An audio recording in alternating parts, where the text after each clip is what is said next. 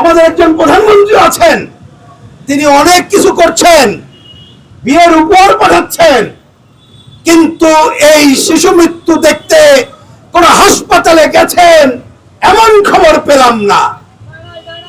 আমাদের একজন স্বাস্থ্যমন্ত্রী আছেন, তিনি মুক্তিযোদ্ধা, তিনি পার্লামেন্টে আক্ষেপ করে বললেন 2004 সালে পাকিস্তানে গিয়েছিল, পাকিস্তানিরা তাকে নাকি ভর্ৎসনা করেছে মুক্তিযোদ্ধা হিসেবে, সাথে একজন রাজাকারের সাথে গেছিল।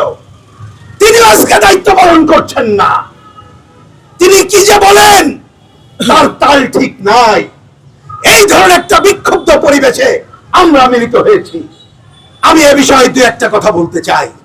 প্রিয় ভাই ও বোনেরা, সকালে যখন পত্রিকা দেখে বেরোলাম, গতকালকে রিপোর্ট হচ্ছে 415 জন শিশুর মৃত্যু হয়েছে। সাথে আরেকটা খবর আছে, এটা হচ্ছে যারা রেজিস্ট্রি করে নাম লিখিয়েছেন তাদের মধ্যে। কিন্তু বাংলাদেশের গ্রামে গঞ্জে অনেকে মারা যায়, কিভাবে মারা যায় জানে না, এর সংখ্যা কত আমরা জানি না। এই খবর দেখে বেরোলাম, আর এই যে এখন প্রায় 12টা বাজে, এর মধ্যে আর কতজনের মৃত্যু ঘটেছে, কতজন এটা আক্রান্ত হয়েছে আমরা জানি না। কিন্তু আমি আপনাদের কাছে প্রশ্ন করতে চাই, সরকারের পক্ষ থেকে কোনো প্রেস নোট শুনেছেন যে আজকে এটা হচ্ছে, আজকে এইটা যাতে যারা আক্রান্ত হয় তাদের জন্য এটা করতে হবে, এটা করতে হবে? কোভিডের সময় যেরকম জরুরি অবস্থা জারি করে বলা হয়েছিল, শুনেছেন? শুনি নাই। আমি তাই অনতিবিলম্বে দাবি করি, আর যাতে একটি শিশুর মৃত্যু না ঘটে তার জন্য সরকার দায়িত্বশীল আচরণ করে। এইবার আসি, এই ঘটনা ঘটলো কেন?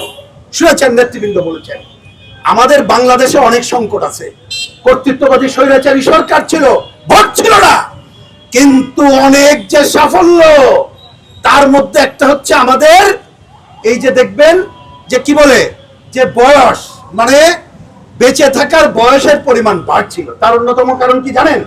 শিশু মৃত্যুর হার কম ছিল তাই।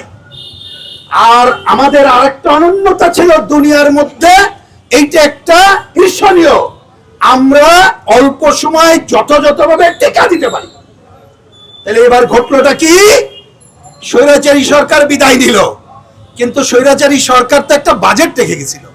এখন তথ্য বেরোচ্ছে এই খাতে, মানে স্বাস্থ্য খাতে 41,407 কোটি টাকা তারা রেখে গেছিল। তাহলে টিকা কেনাই তো অসুবিধা হওয়ার কথা ছিল না, কেন হলো না? কেন? তথ্য বেরোচ্ছে কালিনুর সাহেব ব্যস্ত ছিলেন, ওনার গ্রামীণ ব্যাংক আছে, গ্রামীণ ফোন আছে, ওইটার কিভাবে আরো বেশি সুবিধা আদায় করা যায় গভর্নমেন্টের কাছ থেকে। উনি যে ট্যাক্স ফাঁকি দিয়েছিল সেইটা কিভাবে মওকুফ করা যায়, নিজের যে অনিয়ম ছিল, ওনার নামে যে মামলা ছিল, এটা কিভাবে প্রত্যাহার করা যায়, কিভাবে ইউনিভার্সিটি নেওয়া যায়, ওইটায় ব্যস্ত ছিল। আর নূরজাহান নামে আরেকজনকে স্বাস্থ্য মন্ত্রণালয়ের দায়িত্ব দিয়েছিল। আমি ভাই পত্র পত্রিকায় পড়তেছি, ভালো জানি না, সে নাকি 3 জনকে দায়িত্ব দিয়েছিল। তারা ইউনিসেফের কাছ থেকে আমরা টিকা কিনতাম, এসে বলছি ইউনিসেফের কাছ থেকে কেনা যাবে না। এটা কোনোদিন শুনেছেন ভাই? ইউনিসেফ বলে হুঁশিয়ার করছে কেনা যাবে না। আমাদের সাংবাদিক ভাইরা খুঁজে বের করছে, কারণ হচ্ছে ইউনিসেফের কাছ থেকে কিনতে গেলে নাকি কমিশন পাওয়া যাবে না, বাইরের থেকে কিনবে কমিশনের জন্য। আমি ধিক্কার জানাই এবং দাবি করি এই সরকারের কাছে, এই তথ্য যদি সঠিক হয় তাহলে এদের বিরুদ্ধে ব্যবস্থা নিচ্ছেন না কেন? স্বাস্থ্যমন্ত্রী, প্রধানমন্ত্রী, অন্য কথা শুনতে চাই না। কোন অজুহাতে, কি কারণে আজকে যারা দায়িত্বে ছিল ডক্টর ইউনূস সহ তাদের বিরুদ্ধে ব্যবস্থা নিচ্ছেন না? জনগণ জানতে চায়, অবিলম্বে এদের বিরুদ্ধে